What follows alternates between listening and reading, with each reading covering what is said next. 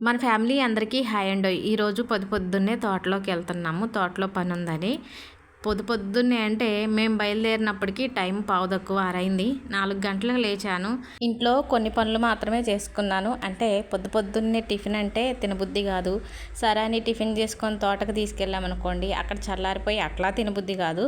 కానీ పెందలాడి తోటలోకి వెళ్ళి పెందలాడి పని చేసుకొని ఇంటికి వద్దామని వెళ్ళాం. ఈరోజు చేయవలసిన పని ఏంటంటే పామాయిల్ మొక్కలు వేసాం కదా, మొక్కలు చిన్న మొక్కలు కదా, నీళ్ళు పెట్టిన తర్వాత తేమకి అక్కడక్కడ కొన్ని మొక్కలు పడ్డాయండి. అలా పడిన మొక్కలు అలానే ఉంచామనుకోండి, ఇంకా చెట్టు పెరిగే కొద్ది కింద పడిపోతాయి, ఆశాంతం కిందకి పడిపోతాయి. అలా పడకుండా ఉండటం కోసం ఇదిగోండి మా వారు చేస్తున్నారు కదా, చెట్టు పైకి లేపేసి 2-3 పారలు చెట్టుకి వేసేసి కాలుతో తొక్కేసామనుకోండి, చెట్టు నిలబడి ఉంటుంది. మళ్ళీ కొన్ని రోజుల వరకు ఇక చెట్టు పడిపోద్దన్న బాధ ఉండదు, ఆలోచన ఉండదు అనమాట. ఇక స్టార్ట్ చేసాము.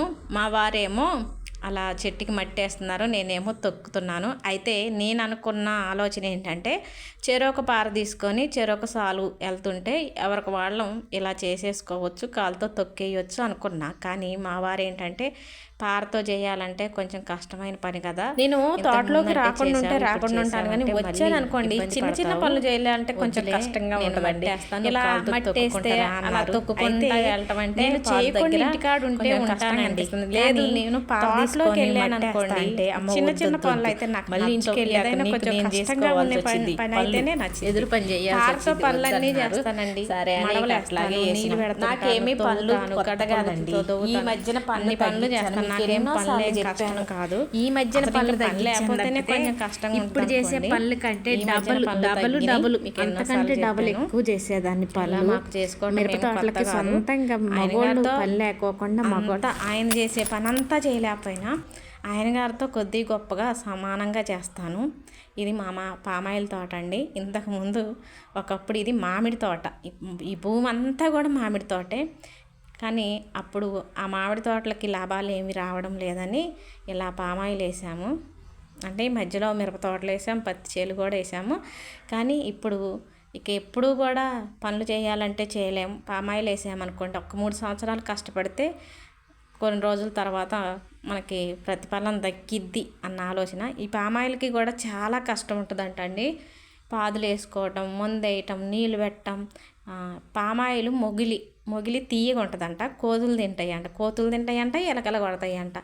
అంటే తీయగా ఉంటుంది కదా మొగిలి, దానివల్ల కోతులు చికాకు చేస్తాయంట. అంటే కోతుల గురించి కాపాడుకోవాలి, ఎలకల నుంచి కూడా కాపాడుకోవాలన్నమాట.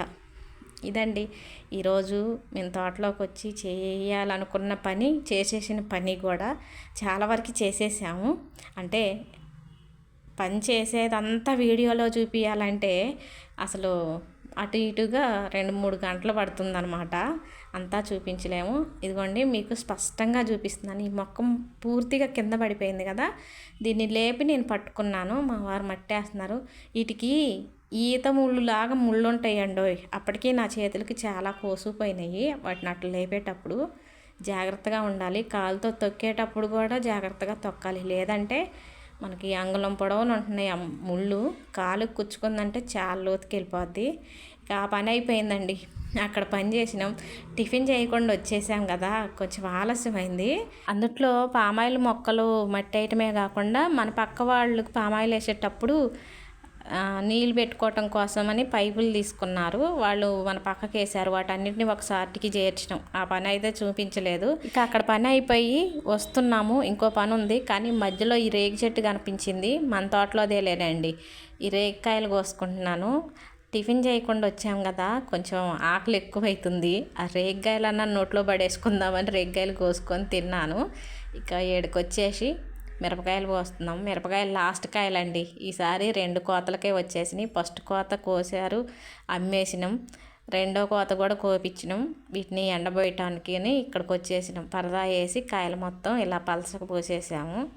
ఇక ఈ తోటలో పని అయితే ఇప్పుడు అయిపోయినట్టే. ఇక ఇక్కడ నుంచి బయలుదేరామండి. బయలుదేరి ఎప్పుడూ చెప్తుంటాను కదా, మేము తోట నుంచి ఇంటికి వచ్చే దారిలోనే ఒక పిన్నిగారు వాళ్ళు తోటలో ఉంటారు.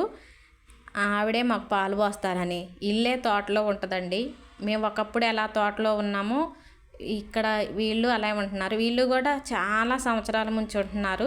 మేమన్నా ఇప్పుడు ఊర్లోకి వచ్చాము, కానీ వీళ్ళు ఇప్పటికీ కూడా ఇక్కడే ఉంటున్నారు. ఒకప్పుడు మేము కూడా ఇదిగోండి ఇదే ఇల్లులాగా ఉండేది మా ఇల్లు, పెంకుటి ఇల్లు తోటలో. ఇంత తోటలో ఉండేవాళ్ళం. మా చుట్టూ అప్పుడు 40-50 ఎకరాల దాకా తోటలు తప్పితే ఊరు కనపడేది కాదు. ఇట్లా ఉండే ఇక మాకు సేమ్ ఇదే అనుకోండి. మేము ఒకప్పుడు తోటలో ఇలాగే ఉండేవాళ్ళం. సేమ్ మా పిల్లలు కూడా ఇలాగే ఉండేవాళ్ళు. ఇక వాళ్ళ ఇంటికి వచ్చామండి. ఆ పిన్ని గారు వాళ్ళ మనవరాలకి టిఫిన్ పెడుతున్నారు. ఇక ఆడ కూర్చుంటే వ్యవహారం చెప్తా ఉంటారని తొందరగా పాల బాటిల్ తీసుకొని బండి ఎక్కేసాము. ఎందుకంటే మాకు కూడా ఆకలి బాగా అవుతుంది. తోట నుంచి ఇంటికి రావాలంటే కనీసం 20 నిమిషాల పైనే పడుతుందండి.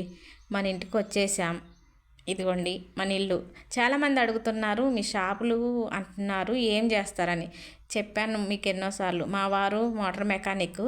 తను బయట రిపేర్లు అయితే పొలాల దగ్గరికి వెళ్ళి రిపేర్ చేస్తారు. ఇక్కడ చేసే అయితే షాప్లో కూర్చొని చేస్తారు. ఇప్పుడు కనిపించిందేమో బావగారి ఇల్లు.